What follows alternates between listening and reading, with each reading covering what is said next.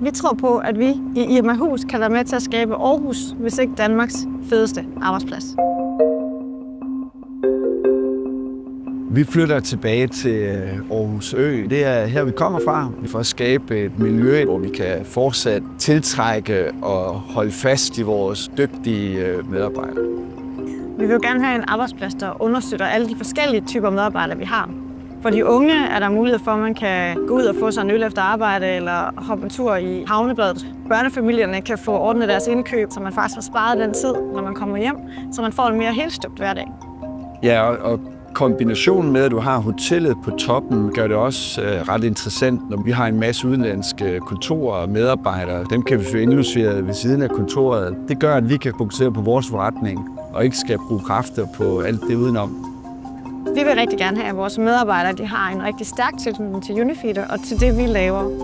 Den tilknytning den får man, når man ser hver dag, hvad det er, vi laver. Når man ser, om vores skibe er 5 minutter forsinket, om kranerne arbejder, som de skal, så forstår man, hvad det er, man laver, og hvorfor man laver det, man gør. Vi glæder os til den første arbejdsdag, hvor vi træder ind i det her fantastiske kontor og kigger direkte ud i havnebassinet på vores skibe og på hele miljøet herude, og oplever, hvordan det er at blive en del af et levende arbejdsmiljø. At Unifeeder vælger at flytte tilbage til vandet og samtidig blive en del af Irma Hus, som tilbyder de fedeste faciliteter, udsigt og en unik beliggenhed, vidner om en virksomhed, som har fokus på at skabe en attraktiv arbejdsplads. Og det er vi faktisk rigtig stolte af. Hvis du vil vide mere om Irma Hus, så kontakt mig.